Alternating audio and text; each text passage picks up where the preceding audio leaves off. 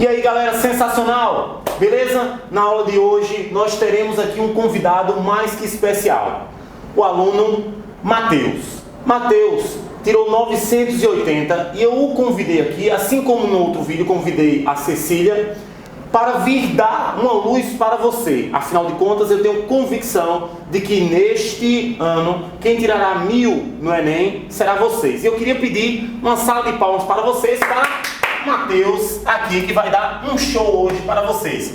Olá, professor, Olá a todos, muito bom estar aqui com vocês, essa galera sensacional que acompanha esse canal de português. Inicialmente, aqui o print que nós fizemos, mostrando a nota 980 especificamente, e também o gráfico que o INEP disponibiliza para nós podermos consultar e ver onde estamos inseridos. No caso, a nota 980, a qual eu tirei, está colocada exatamente no gráfico com 0,9%, das pessoas, dos brasileiros que fizeram o Exame Nacional do Ensino Médio. E a gente consegue observar também que a maior parte das pessoas está inserido no grupo de 501 a 600. Esse ano, nosso objetivo é estarmos inseridos no grupo do 1000, é claro. E aí, então, eu já começo falando da redação e a opção ou não pelo título. A minha sugestão, eu acho que é a sugestão de muita gente, é que, se possível, colocar sim um título, desde que ele possa fazer um casamento perfeito com o texto. É fundamental a gente entender que nada no texto pode ser por acaso, tem que ter exatamente uma coesão. E a introdução, ela vem dizer exatamente assim: desde a antiguidade clássica, as sociedades minimizaram o papel da mulher na construção da cidadania e no convívio social. Os séculos posteriores trouxeram consigo inúmeras transformações sociais. Contudo, perpassou-se a errônea ideia da superioridade masculina em distintos aspectos em relação às mulheres. Para agravar a situação, a ideologia machista vem acompanhada de sistemáticas ações violentas, fazendo com que as vítimas calem-se e até mesmo se culpem por crueldades cometidas por outrem. Então, pessoal, para começar definitivamente a introdução, vale alguns conselhos. Em todo o texto, em toda a estrutura do texto, nós já estamos acostumados a fazer a introdução, o desenvolvimento e a conclusão. Então, dentro da sua introdução e dentro de todos os parágrafos, vale aquela dica: tenta levar essa macroestrutura e trazê-la para os parágrafos. Então, se você observar bem, você vai ver na construção dos períodos que uns iniciam, os dois do meio, eles fazem essa ideia de desenvolvimento e, por fim, para gravar a situação, que eu já vou dando uma continuidade, dando um pequeno sentido de conclusão. Mas claro que, como é a introdução, dando aquele gosto de que o texto ainda vai ser discutido e que ainda tem muita coisa para acontecer. Logo no início, dá para perceber esse elemento histórico, desde a antiguidade clássica. E para esse tema, a violência contra a mulher era fundamental, e qualquer outro tema que venha falar de violência, que venha falar de agressão aos direitos humanos, que a gente consiga remeter um pouquinho à história. Então, no início do vídeo, vem falando isso. E como acontecia isso? Eu não falei exatamente como acontecia isso na introdução. Posteriormente, nós vamos ver que ficou a informação na introdução, e no desenvolvimento a gente vai falar como é que a mulher era minimizada na Grécia. E aí eu segui falando, os séculos posteriores trouxeram inúmeras transformações sociais. O que nós sabemos, é indispensável a gente ter esse conhecimento e reconhecer também que as coisas aconteceram também por um bem, Não podemos ser pessimistas nem niilistas a ponto de não ver alguns pontos bons. Porém, como eu coloquei no texto, contudo, ainda permaneceu a ideia da superioridade masculina em relação às mulheres. E já que a gente está nesse cantinho do texto, observa bem aí na sua tela esses travessões que foram colocados para substituir a vírgula. É muito bom quando a gente coloca muita vírgula e o texto ele pode visualmente ser um pouco cansativo, então você pode substituir por esses travessões que vão dar a mesma ideia, vão deixar o texto explicativo e também é um certo diferencial. E por fim, esse complemento de que hoje a nossa sociedade vive com uma ideologia machista que vem ditando comportamento, vem ditando o pensamento das pessoas dentro de casa e em várias outras esferas sociais. Vamos partir agora para o primeiro parágrafo do desenvolvimento. E aí eu já inicio com um elemento de coesão para dar esse sentido de continuidade. Isso é fundamental no texto, entre um parágrafo e outro e dentro do próprio parágrafo. É fundamental pontuar que, desde a Grécia Clássica, a mulher era reduzida à manutenção da espécie humana, especificamente à criação de pensadores e de guerreiros. Na contemporaneidade, essa ideologia encontra-se fomentada no que Hegel, filósofo moderno, classifica como status quo, pensamento social comum. Na esfera trabalhística, por exemplo, há um ganho exponencialmente maior para o gênero masculino, evidenciando, portanto, a atual desigualdade entre os gêneros no Brasil. Bom, pessoal, então, como a gente estava falando, olha só, na introdução eu tinha colocado que desde a antiguidade clássica, o período clássico, a mulher ela já era vitimizada. E a partir de agora, eu já vou explicar como ela era vitimizada, como ela sofria, era reduzida, e dizer especificamente aonde, na Grécia Clássica, e explicando o que é que acontecia. E a gente sabe que no período grego clássico, a mulher ela estava muito restrita à formação das crianças, à formação dos infantes, e apenas nisso. Ela não tinha uma liberdade, ela não tinha isonomia nem igualdade perante a sociedade com os homens. E aí, continuando, também vim falar no período atual, porque não adianta você contextualizar com um fato passado e um fato bastante antigo, a Grécia Clássica, se isso não refletir algo contemporâneo.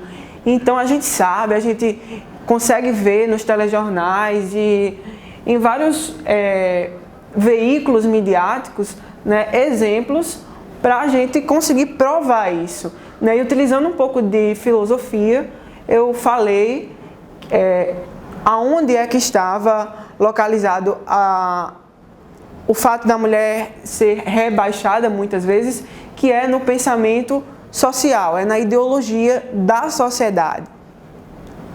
E por último, falando da esfera do trabalho, né, que nós sabemos que as mulheres elas ganham menos em relação ao gênero masculino, e você pode perceber aqui nesse ponto, e foi uma coisa que eu pensei quando eu estava escrevendo o meu texto, eu não lembrava especificamente de dados para colocar, mas indiretamente eu consegui citar isso, né, dizendo que elas ganham, os homens eles têm um ganho exponencial maior. Né? Então isso é um fato que toda a sociedade sabe, que muito provavelmente o corretor da redação ele também tem conhecimento disso, e acabou que foi uma informação bem colocada, né, e não se tornou tão superficial pelo fato de não conter um dado, né, segundo a revista tal ou segundo dados de algum instituto. Ficou bem posta. Então a gente vai começar agora mais um parágrafo, o segundo do nosso desenvolvimento. Todavia, cresceu demasiadamente em meados do século XX, fruto do iluminismo, o movimento feminista. Esse movimento eclodiu em esfera global, culminando em um processo, vivido até os dias atuais, de intensa mobilização do corpo social, visando a propagação dos conceitos de isonomia e de igualdade. A partir de então, aumenta a necessidade da criação de jurisprudências capazes de resguardar a mulher de inúmeras violências. Vale salientar, no entanto, que a legislação de forma segregada não soluciona o preconceito vivido. Então, né, gente, mais uma vez é utilizado esse recurso, como nós vemos, século XX, história, dados históricos, porque quando você está num processo criativo, muitas coisas vêm em mente, né, e fatos históricos sempre vêm, né, e esse tema ele é muito propício para isso. Então, eu estava falando exatamente de um aspecto muito negativo, que era que no trabalho as mulheres ganhavam menos e tudo mais. E agora a gente vai falar de uma espécie de contracultura, algo que veio se opor, que é o movimento feminista. Um lado positivo para esse tema, independente de ideologia, foi um movimento que ele quebrou muitos paradigmas, né, para o bem, para trazer esse bem, para tentar reduzir essa desigualdade de gênero que, inegavelmente, esse movimento fruto do iluminismo, ele veio trazer para nós. Então, é fundamental, né, considerarmos essa ação para a transformação social que houve na questão da mulher. E aí eu vou explicando bem detalhadamente que esse movimento ele eclodiu internacionalmente e aí gerou essa mobilização do corpo social, né? Os protestos, os manifestos foram importantes e aos poucos foram modificando o pensamento, que é de fato algo que nós temos que ter em mente. A transformação ela precisa ir modificando o pensamento das pessoas para a gente poder conseguir mudar de verdade as coisas. Inclusive, é muito bom nós citarmos elementos que deixem a nossa redação interdisciplinar. Inclusive, eu gostaria de agradecer a minha queridíssima professora de História, Mairine, aqui da cidade de João Pessoa, que realmente foi excelente para eu conseguir lembrar muito de filosofia e dos dados de história. E a gente precisa tentar trazer isso, não é só gramática, né? Nós precisamos de um conteúdo que prove todo o nosso argumento. E aí, para terminar esse parágrafo, você pode perceber que eu usei um recurso para dizer, as coisas não foram totalmente resolvidas. A nossa legislação, as nossas leis, elas sozinhas, elas não conseguem solucionar e transformar todo o preconceito vivido. É necessário mais, é necessário a conscientização. E a partir de então, que na conclusão, eu vou tentar mostrar como é que nós vamos resolver esse problema, de uma forma que eu acho que realmente vai conseguir minimizar isso sim. E partindo então para o nosso último parágrafo, o parágrafo da conclusão, vamos começar a ler e analisar. É necessário, portanto, fortalecer a conscientização acerca do papel feminino na sociedade. A abordagem nas instituições educacionais por meio de educadores que instruam de forma clara os discentes é fundamental. Afinal, toda transformação é primordialmente germinada no intelecto humano. Ligado a isso, urge a criação de leis mais intensas e significativas como forma de catalisar a solução da problemática. Dessa forma, a quebra de paradigmas proposta por Hegel será a maneira mais eficaz de se alcançar a justiça social entre os gêneros.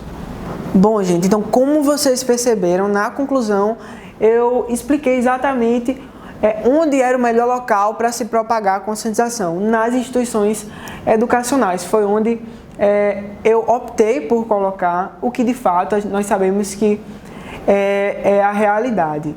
E também, se você for observar bem direitinho, aí que a gente retoma o início do vídeo, que talvez você não tenha entendido tanto como agora, que é o fato de eu ter optado por colocar a filosofia social, que segregadamente parece uma coisa meio, é simples e tal, só que se você for analisar o fato de que a filosofia conseguiu justificar um pouco o fato da violência contra a mulher, ficou bem posto, bem colocado. A filosofia social, que é justamente o que nós estamos vivendo segundo o olhar do filósofo, né? Essa é a ideia de você conseguir, de alguma forma, pegar um elemento da conclusão e levar para o título da sua redação, que é muito importante, é fundamental. Então, dessa forma que eu propus que os paradigmas iriam quebrar e que eu imaginei que a redação iria ficar boa.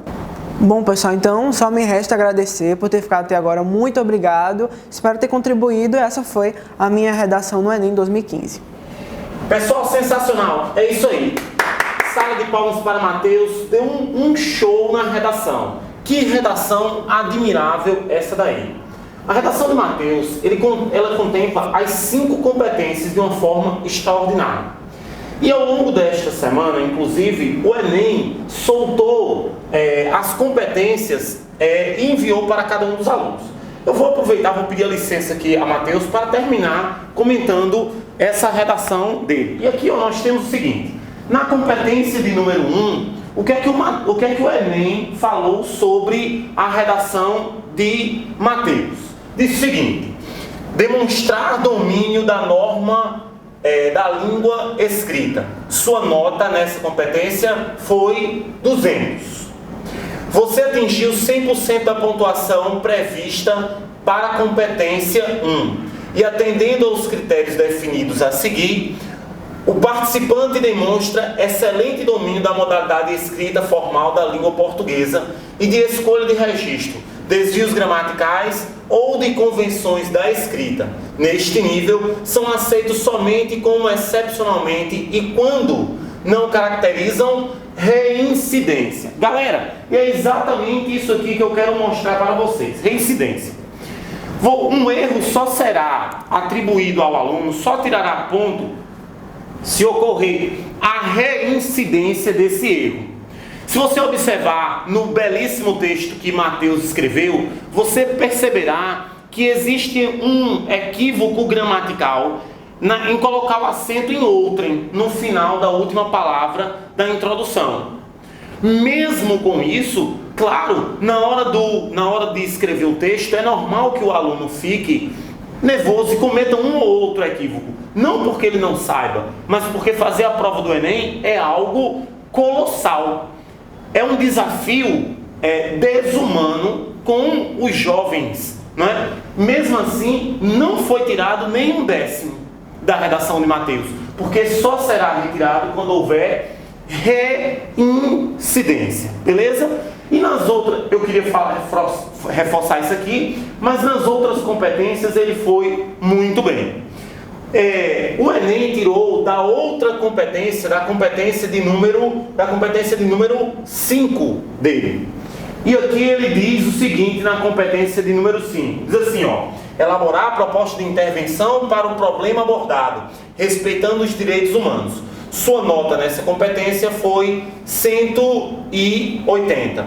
Você atingiu 90% da pontuação prevista para a competência de número 5. Atendendo parcialmente aos critérios definidos a seguir. O participante elabora excelente proposta de intervenção detalhada, relacionada ao tema e articulada à discussão desenvolvida no texto. Trata-se de redação cuja proposta de intervenção seja muito bem elaborada, relacionada ao tema, decorrente da discussão desenvolvida no texto, abrangente e bem detalhada. Então aqui, meus queridos aprovados do Enem, é muito importante você atentar para a repetição da palavra detalhada que o Enem dá. Eu quero agradecer a você. Se você gostou do vídeo, curta aqui o nosso vídeo, se inscreva no Português Sensacional. Um abraço e até o nosso próximo